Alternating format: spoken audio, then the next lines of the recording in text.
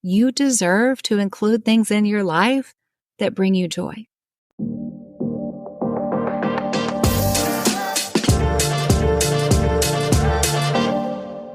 Welcome to the final episode of our end of the year Finishing Strong review series. As I shared last week, think of these 3 shows as mini coaching sessions. Coaching is so powerful because you have somebody with you helping you succeed in every part of your life.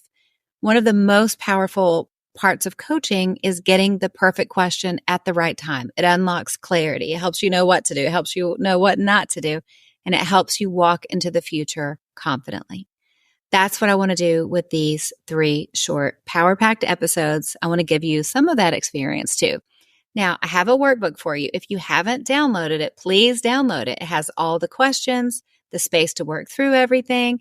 You can use the link in the show notes and you can download that guidebook as a gift from me. It's completely free. We wanted to give you tools and resources to go into next year strong. Now, we've worked through an assessment of our own personal development. We worked through relationships. Now let's look forward and set intentions to create a powerful year ahead. Today, I want to talk about clear and meaningful ways that you can step into the new year with purpose and a little bit of excitement. So for me, setting intentions has been a big part of my journey. I have on my mirror in my office the word trajectory written out, because trajectory was really important to me for 2024. It kind of goes in line with everything I talk about, how small things lead to big results, small steps, big results. And I wanted 2024 to be all about where I was going, right? I don't have to be perfect every day, but I wanted my trajectory to be in the right place. So on my mirror, I have a list of things written out that are beneficial to me to do every day, kind of like pick your own adventure. All these things are good. A lot of things I want to do every day, like the Bible recap reading plan, praying. I like to do Lectio 365, listening to worship music, working out, doing breath work, stretching, using my red light, doing my PT exercises, walking, texting a friend, calling a friend, things like that. If you listen to the episode with John Acuff this fall, we discussed my mirror a bit and how nobody wakes up and says, wow, I just stumbled on to a great life. I just stumbled into healthy relationships. I just stumbled into a thriving business. I just stumbled into being healthy. Like, it doesn't happen.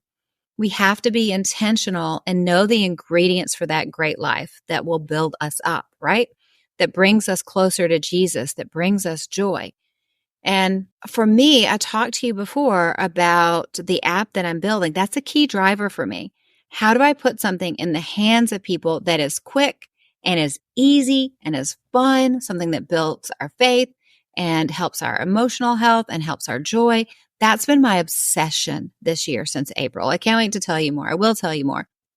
But I want to make it fun and easy to go in a healthy trajectory. So again, when we look back at the end of 2025 and do an assessment of where we've grown and who we've become in this year, we're really happy with that trajectory, because whether we know it or not, we're always going somewhere. And let's make sure our little habits and our little daily choices point us in a direction where we actually want to go.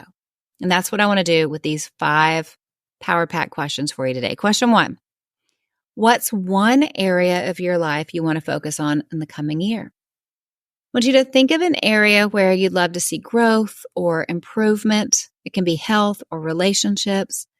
It can be your personal development. But setting a focus will give you clarity and purpose. And that's so important.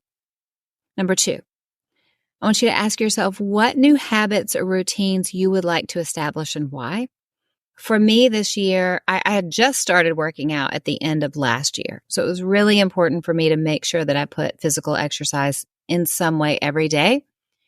And luckily, I've rarely missed any days in 2024.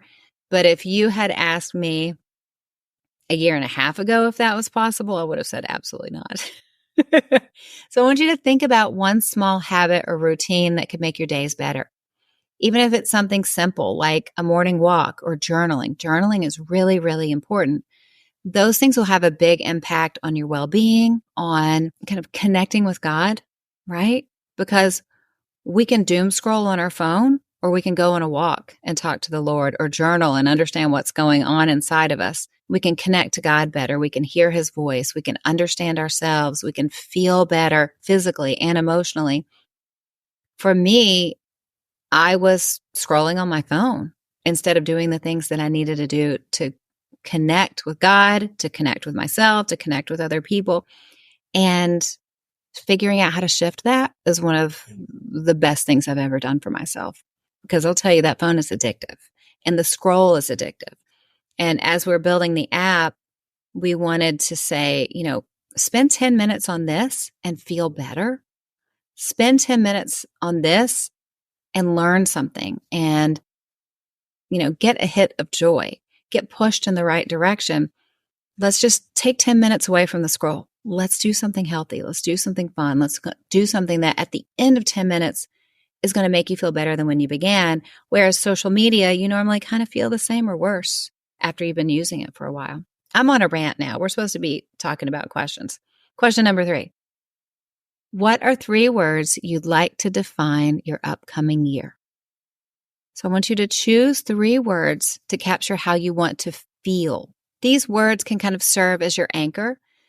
I'm going to talk to you later in the show about choosing a word of the year. This isn't about choosing a word of the year. Like, my word for last year wasn't trajectory, even though trajectory, I had it written up on my mirror and it was really important to me. But that's not my word of the year. So I want you to think about just 3 words for the way you want your year to feel. Do you want it to feel courageous? Do you want to feel connected? Do you want to feel loved? Do you want to feel successful? Do you want to feel like you're getting traction? Whatever it is, pray into that, journal through that on the guide that I have for you, and just find some words that you want to be able to define your year with. Okay, question 4. What's something you want to do differently in the coming year and why? And this was for me last year, it was making sure I was moving enough every day. And I wanted to do that for my health because I realized I was too old to ignore my physical health. I was too old not to exercise every day unless I wanted to be in a rocking chair at 70. Like, you can get away with not working out in your 20s and your 30s. But there comes a point in your 40s, you're like, oh, I'm going to end up being a frail old lady unless I get this under control now. So for me, I wanted last year to look completely different than the year before because I wanted to be strong, right? So it can be anything for you. Letting go of what doesn't serve us is really powerful. Think about one thing you'd like to change, a habit, a mindset, or even the way you talk to yourself. My guess is that's going to be for a lot of people, the way you talk to yourself. Sometimes making room for something new starts with just letting something go. Now, the last question of our year-end series. How can you make more time for what you love next year? We always overlook joy when life gets busy, right? Think about one thing that you truly love, something that lights you up. And I want you to find small ways to make time for it. You don't have to make a ton of time for it, just make some time for it. Life feels fuller when we make room for things that bring us joy. You deserve to include things in your life that bring you joy. It makes you happier. It makes everybody around you happier because sometimes we go, oh, I don't deserve it. I don't want to spend time on me. But if you don't spend time on you, you will be unhappy. And if you're unhappy, everybody around you is going to be unhappy. So figure out something, whatever it is, and make more time for what you love in the coming year. You can do that. Okay, now let's talk about words. For the past few years, I asked God for a word, and He will give me a word, and I never truly understand the depth and the meaning of that word until I get to the end of the year, and then I can look back and see how it played out. As I was writing this out and planning this session, I started praying for what the 2025 word was, and He gave me the word go, and I don't know what it means. I never really know what it means. So I will come back to you at the end of the year and tell you what go meant. Last year, my word was repair. And I didn't know what that meant, but it meant repair my health. I had a lot of work to do with my health. If you listen to the episode with my health coach, especially My stomach, there was a lot of repair that needed to happen. I needed to get in shape. I needed to get strong. The year before that, he gave me the word lead. And that was leading in my work. It was caring for my clients and my team and everyone I got to serve with my work, my books, the show, when I speak. I have a responsibility and I take that really seriously. And then the year before that, my first year, he gave me the word systems. I was like, that doesn't seem very religious. What do you mean systems? But he really wanted me to lock in everything to make sure my systems were good. I didn't realize at the time that was to help me scale my business so I could, invest in other companies and do all the things that I'm doing now. But I needed a firm foundation. I needed to make sure that all the systems in my company was strong so I could build for the future. We always want to build. We always want more. We always, are looking beyond us to the future. And sometimes, at least for me, the Lord is kind enough to go, no, we're not going to have any growth until you lock everything up. And let's firm up that foundation. Let's put some systems in place and get everything set. And then you can look forward to growth. So for the word, the Lord does give it to me every year. Some people pray for it like I do. Some people choose a word that resonates for them. There's no right or wrong way to do it. But start thinking about your word, pray into your word. It is a great, great use of your time. I think that you're really going to enjoy it. So thank you for being part of the series. I hope these reflections and these intentions give you a sense of purpose and clarity and strength. I want you to go into the next year strong. You deserve it. Okay, you also deserve some good recommendations. So, TV show. I told you in season 1 about Silo. Silo is Apple TV. Apple TV does not get enough credit. Best shows on TV. It is Rebecca Ferguson, who you may know from Mission Impossible or from The Greatest Showman. She's amazing. I love Silo so much. It is sci-fi and it's a mystery and it's action too. Just one of the best shows on TV.